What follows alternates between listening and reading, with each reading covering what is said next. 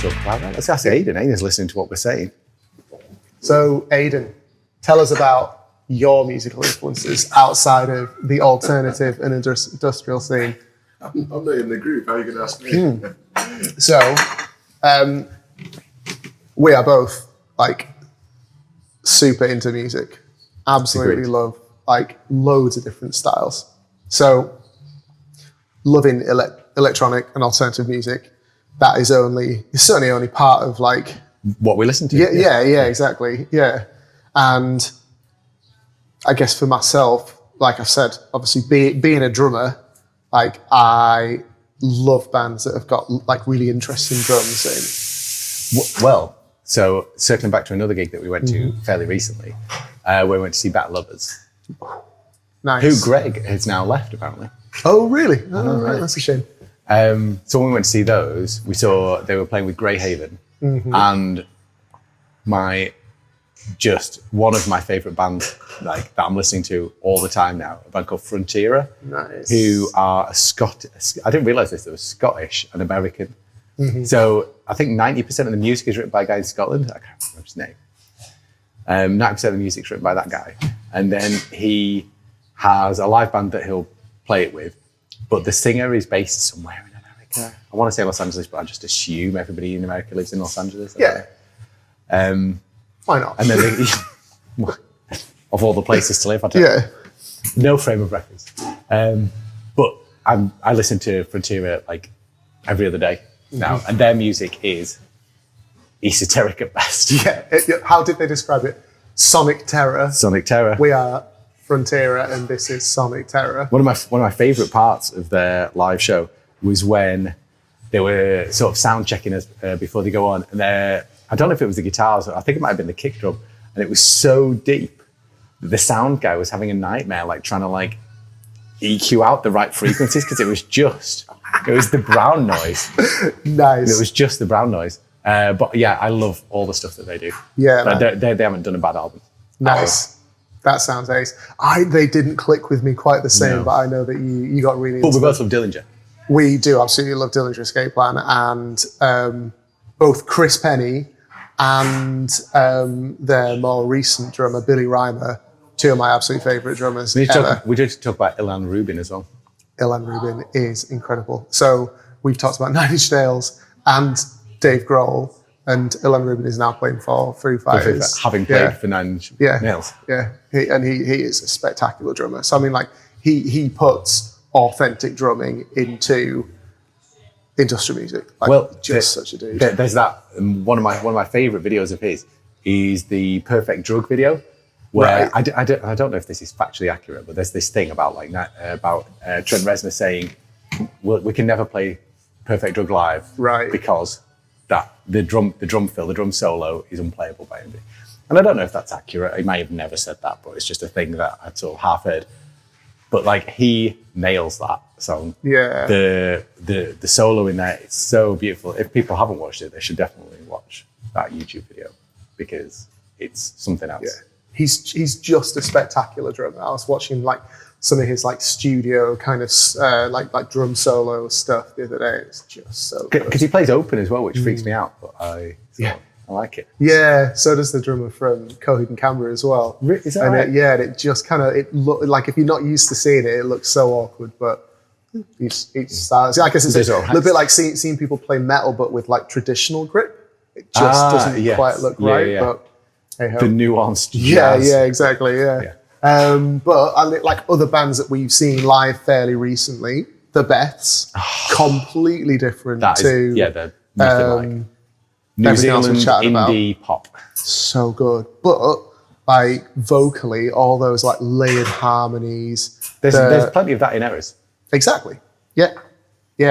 That like I guess that's something else that we're trying to get from like especially like your melodies and your vocal delivery and the lyrical content is about like emotional range as well. And it not just being a kind of narrow emotional range that like we want to have that kind of aggression within the music, but also letting it breathe and letting it develop something melodically and to have a different kind of connection, hopefully. It's not really a thing that we did in Cypherdyne when we were doing our bits and bobs, it was sort of straight down the line. Here's the verse, here's the chorus. Yeah. Not doing it a disservice because I'm really proud. I'm really proud of the work that we did there. But with this, it's sort of, there's so many little bits. And like, again, I keep circling back to Nine Inch Nails because like, what am I going to do? I've already got so many influences, right? But like what he does with loads of like vocal layers and like songs like Ruiner, where like some parts of it are not mixed in the same way as other parts of it, and there's like it's panned really hard left, and I think it's Ruiner where there's a section that's just panned really really hard left, right? And there's like there's like bit crushing and distortion on the vocals, and it's not a vocal, it's a vocal, but it's not a vocal. It's used in a slightly different way, and I think the way that we're approaching this stuff, there's more sort of room for that type of thing, which maybe because Cypher Down was quite like a dancey oriented project. Yeah. Like this, if you're gonna listen to it, like you could listen to the song. The hope is people will listen to the song 100 times, right? And each time they listen to it, nobody else does, we will. And if they do, there'll be something in there that they maybe haven't heard before. Yeah. And it's if you've seen the film Music and Lyrics with Hugh Grant and Drew Barrymore, it's an interesting cultural touchstone. So in that film, they refer to music and lyrics as like you fall in love. No, you're attracted to someone's melody, but you fall in love with someone's lyrics. Ooh, which beautiful. I think is yeah. I mean, that's deeper than that film would have you believe. And Drew Barrymore and Hugh Grant. They've both got depth when they're directed in the right way. Yeah, I guess. But yeah, that for some reason struck a chord with me, and I like that idea of like you're dead right. The first time you hear a song, the thing that you hum is the melody. Yeah. But then if you like a song enough, you'll go back to it and be like, "What's this song about?"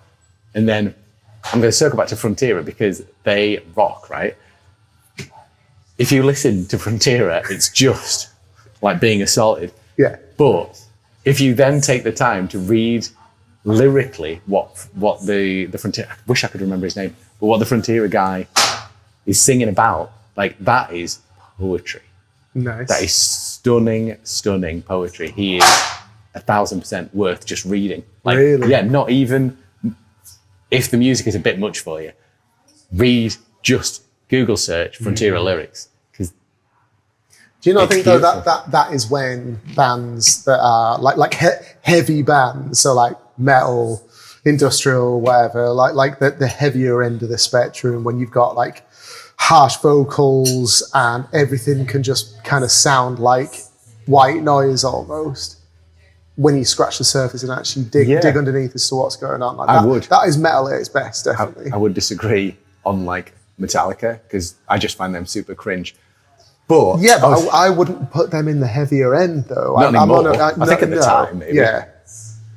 And to be fair, especially like again as a drummer, like so Lars gets loads of hate, but that's because it's Lars now. If you look back at actually what he was doing on those early albums, his execution wasn't always the tightest, but his ideas were great.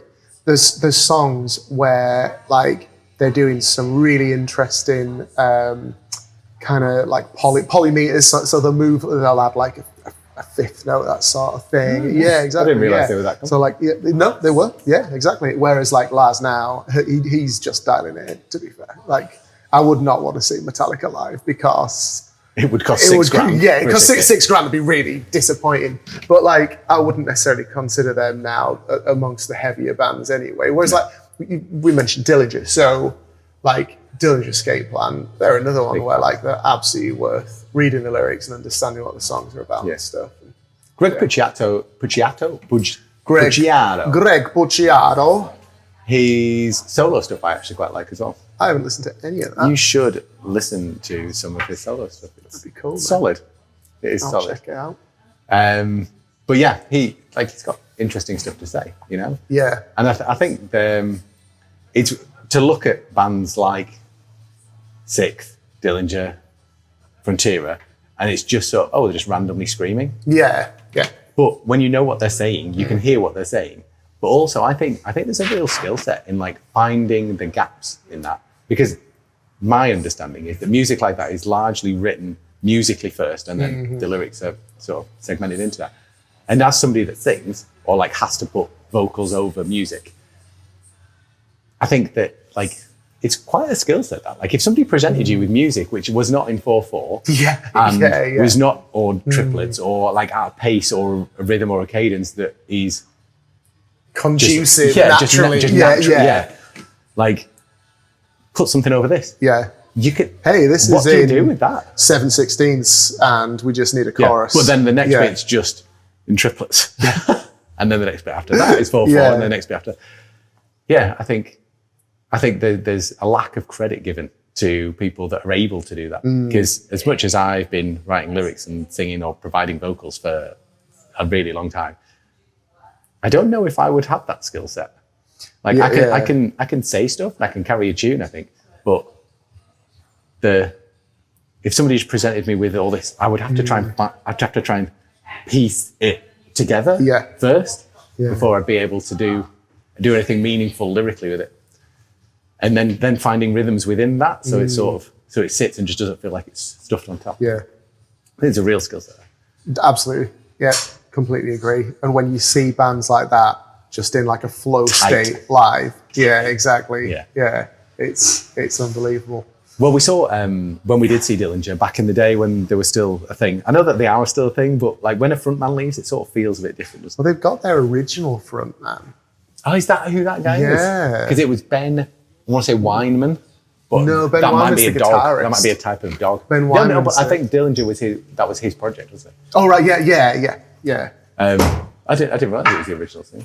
Yeah.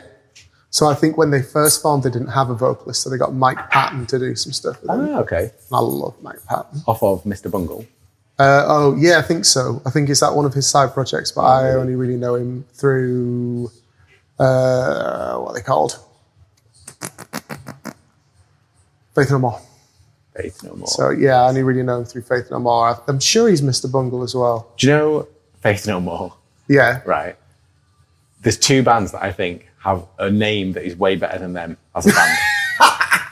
Right? One of them is Faith No More. And they're big enough to take it, so it's fine. And the second one is Judas Priest. I think Judas Priest, that name is killer. And I think what they deliver sonically doesn't do it justice. I think that's fair enough. Yeah, I get like that with the band The Killers. It's a great name for a band. It is a great name for a band, and I don't dislike The Killers, but it's kind of wasted not being on someone a bit heavier and a bit more aggressive. We were talking about the other day, the Sum 41 album. Yes, all killer, no filler. There is some killer tracks on there, but there's definitely some filler as well. That is true. Or where were we going with that? We were chatting about... so when we went to see Dillinger, yes, we also saw Rollo Tomasi. If you remember Rollo Tomasi, I do remember Rollo Tomasi. Yeah. Because, circling back to other bands that I listen to, I do listen to Rollo Tomasi. Mm-hmm. And I don't know if they're a new band. They're a new band to me called Harriet. H-E-R-I-O-T, like chariot, but for her, I guess. Yeah, why not? Harriet.